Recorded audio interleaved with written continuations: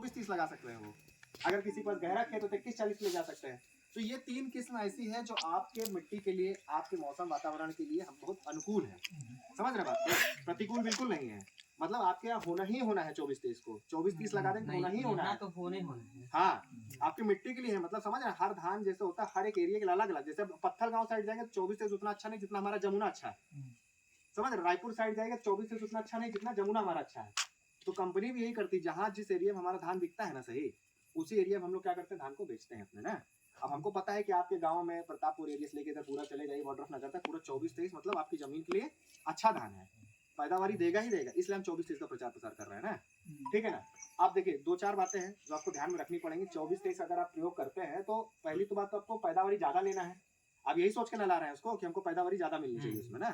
तो क्या करना है, उसको कितने घंटे भिगोते हैं धान आप लोग? 24 घंटे। आप लोग और कई किसान हैं जो 12 घंटे, 18 घंटे, 20 घंटे ऐसा करते हैं। कई किसान होंगे भाई करते हैं ना। क्या करते हैं आप लोग, जैसे शाम को 4 बजे भिगोए, 4-5 बज जाता है, फिर आपके दिमाग में समय नहीं रहता, आपके दिमाग में रहता है कि दूसरी मीटिंग भिगोया था मैं, फिर अगले दिन 2-2:30 बजे 3 बजे निकाल लिए। आप सोचेंगे दूसरी मीटिंग निकाल लिया, तो 5 बजे भिगोए तो 5 बजे ना 24 घंटे होगा, तो 18 घंटा हुआ, तो 19 घंटा हुआ, 20 घंटा हुआ ना। समझ रहे? आपको कितने घंटे भिगोना है 24-23 में 100% जर्मिनेशन के लिए? करीब करीब आपको 26 से 28 घंटे भिगोना है उसको। कितना घंटे भिगोना है? तब आप देखिएगा, अगर आप 24 घंटा भिगो के पैदावारी ले रहे हैं ना, जर्मिनेशन ले रहे हैं, अब 28 घंटा भिगो के साल देखिएगा कि कितना ज्यादा जर्मिनेशन। अगर 90% जर्मिनेशन, 95% इसमें 100% जर्मिनेशन आएगा। बस 26-28 घंटा भिगोइए उसको ना। पहला काम ये करेंगे। दूसरा काम ये है कि मान के चलिए किसी का 100 डिसमिल खेत है, 100 डिसमिल, हर किसान पास 1 एकड़ तो होगा ही होगा। 50 डिसमिल बहुत कम है, 1 एकड़ तो होना ही होना है। 100 डिसमिल खेत में करीब 10 डिसमिल खेत में आपको नर्सरी लगानी है। दोनों तरीके से लगा सकते, कई लोग नर्सरी नहीं लगाते, डायरेक्ट बो देते हैं। तो बीज दर कितना हो जाएगा? 12 किलो। ठीक, अगर आप नर्सरी लगाते हैं तो 24-23 6 किलो से ज्यादा आपको नहीं डालना है 1 एकड़ में। कोई कितना भी बताया 6.5 किलो ले लीजिए, 7 किलो ले लीजिए, 8 किलो ले लीजिए, बीड़ा कम पड़ जाता है, नहीं हो पाता, खेत खाली रह जाता है, नहीं करना। आपको क्या करना है, कितना? 6 किलो लगाना है, पैसा नहीं देना उसके ऊपर। अगर भाई आपको 1 एकड़ में 6 किलो से ज्यादा पैसा लग रहा है, मतलब धान खराब है वो। समझ रहे? पैसा आप क्यों देंगे ना उसके पीछे? भाई हाइब्रिड के पीछे वैसे 400 किलो आदमी दे रहा है, फिर और कहे 2 किलो का 800 रुपए बर्बाद करेंगे अपना। समझ रहे? आपको कितना लगाना है 1 एकड़ में? 6 किलो। 24-23 कितना लेके आना? 6 किलो। 28 घंटा भिगोना, 6 किलो लेके आना। 1/10 हिस्से मतलब 100 डिसमिल में से 10 डिसमिल में आपको नर्सरी बनानी है उसकी। नर्सरी को रोपा करने का समय कितने दिन में रोपा करते हैं आप लोग? आइए भैया, आइए बैठिए, थोड़ा 20-25 दिन ना। बहुत लोग बता रहे हैं। 40 दिन पानी नहीं रहता है तो पानी नहीं रहता है, समस्या रहती है। आइए ना बाबा के बगल में, आप पढ़िए ना। कई लोग रिश्तेदारी में चले जा रहे हैं, कहीं कुछ इधर उधर पड़ गया, कुछ फंक्शन पड़ के चले गए, तो देखिए धान आपका नहीं खराब होगा, हाइब्रिड धान खराब नहीं होगा। पर अंतर क्या मारेगा पता है? जैसे भैया 20-25 दिन में रोपा किए 24 को ना, तो इनका सब कुछ अच्छा रहा, तुमको 26 कुंटल पैदावारी मिलेगा। पर आप 40 दिन में करेंगे तो आपको 22 कुंटल मिलेगा। कल ही नहीं आएगा। हाँ, समझ रहे बात को आप? तो ये नहीं बोलूंगा 24 खराब हो जाएगा, लेकिन आपको हम तो ऐसा बताएंगे यदि आपको ज्यादा से ज्यादा पैदावारी रहे। अगर 26 निकले तो आपके मन में और इच्छा ही, मैं अगले साल 28 निकाल के दिखाऊंगा। तो एक लिखा है 20 से 25 दिन में आपको कितना रोपा करना ही करना है उसको, कुछ हो जाएगा भाई। धान अपने बच्चे की तरह आपको पालना है, समझ रहे? 120 दिन का धान है वो, 120 दिन में उससे कोई वास्ता नहीं रहेगा आपका, लेकिन पूरा साल वो आपको साथ देगा, जो उससे पैसा कमाएंगे आप ना। तो 120 दिन आपको ध्यान रखना, 20 से 25 दिन में आपको रोपा करिए देना है। ठीक, अब बात 3 बात हो गई। चौथी बात यह है कि आपको क्या खाद कौन सा इस्तेमाल करते हैं? डीएपी करते हैं, यूरिया करते हैं, पोटास? हाँ, क्यों नहीं करते पोटास? हाँ, पैसा का दिक्कत है। ठीक, और बताइए। हाँ, इसका भी मैं बता रहा हूँ ना, महंगा है ज्यादा। तो जैसे अगर मैं बोलूँ आपको यूरिया में कटौती करके उसी पैसे से पोटास 5-6 किलो ला के मारी, तो मार देंगे आपको? देखिए, तीन मतलब क्या पोषक तत्व खेत के लिए जरूरी होते हैं।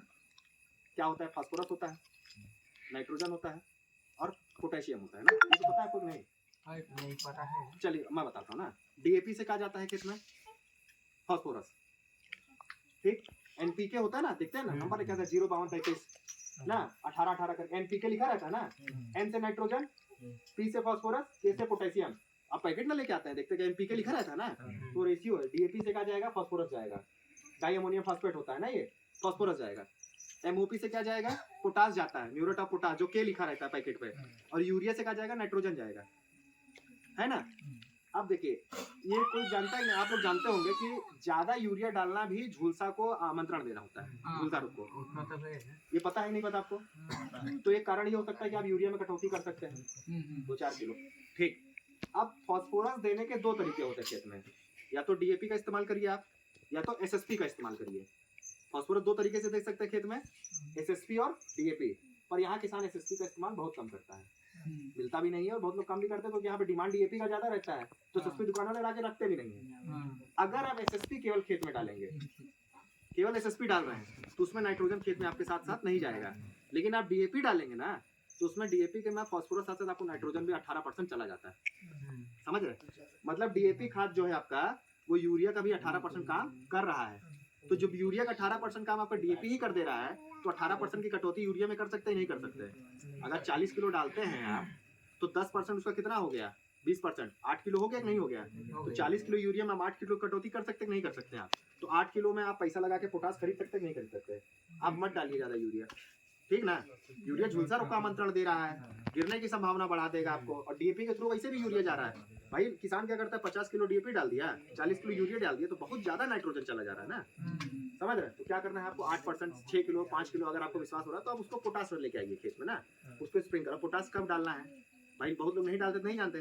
तो जब बीज गर्भावस्था में आता है ना, फूटने से पहले, तब आपको पोटास का इस्तेमाल करना है। डीएपी आपका जड़ मजबूत करता है, पता है कि नहीं पता आपको चीज? डीएपी का ही डालते हैं भाई, कुछ तो कारण होगा। डीएपी क्या करता है खेत में? जड़ मजबूत करेगा, आपको कल्ले बनाने में हेल्प करेगा। नाइट्रोजन क्या करेगा? पौधा ग्रोथ में हेल्प करेगा, पत्ती हरी भरी रखेगा ना। पर बीज का भी तो काम है उसमें, मेन काम तो फल का ही है धान के फसल में। जब बीज ही मजबूत नहीं रहेगा आपका, तो क्या करेंगे आप भाई? बीज मजबूत करेंगे तभी तो मिलिंग में अच्छा जाएगा। जैसे राइस मिल में जाता है, लोग मना कर दे रहे हैं, बहुत टूट रहा है धान तुम्हारा, तो चावल मजबूत ना होना चाहिए, मिलिंग में टूटने ना लगेगा अंदर से वो। तो आपको पोटास का इस्तेमाल करना है। जैसे नहीं करते आप लोग, तो वही मेरा फिर बता रहा हूँ आपको, एक खेत रखिए जिसमें पोटास का इस्तेमाल करिए, एक में बिल्कुल मत करिए। फिर आप तुलना करेंगे नहीं करेंगे कि भाई पोटास वाला खेत ये है, पोटास वाला ये नहीं है, तब अगले साल से इस्तेमाल करने लगेंगे आप। देखिए मैं आपको पैसा बढ़ाने के लिए नहीं बोल रहा हूँ कि यार 40 किलो यूरिया का पैसा नहीं पूरा पड़ रहा है, तो हम चले पोटास में खरीदे, पैसा 1500 फिर लगाएं, तो नहीं करना आपको ना। यूरिया में थोड़ी बहुत कटौती करिए, 5 किलो करिए, 6 किलो का, 4 किलो, जो आपको समझना है, पोटास का इस्तेमाल करिए आप, तब आप फर्क देखेंगे। ठीक। और चौथी चीज, पांचवी चीज ये है कि जब धान आपका 95, 90, 95% पक के कट जाए, तैयार हो जाए ना, पक जाए, तब उसकी कटाई कर लीजिए आप, है ना। क्योंकि धान धीरे धीरे 120 दिन का, मैं बताया था आपको, गादा चावल का 115 से 120 दिन का है, एक्चुअल में 110 से 120 दिन होता है। तो धान धीरे धीरे बूढ़ा हो रहा है, बूढ़ा होगा तो बाली से धान झड़ेगा ना। अब 5 किलो भी अगर धान खेत में गिर गया आपका, पूरे खेत में फैला के, तो 150 रुपए आपका ना नुकसान है, 30 रुपए के हिसाब से, समझ रहे हैं आप ही ना नुकसान।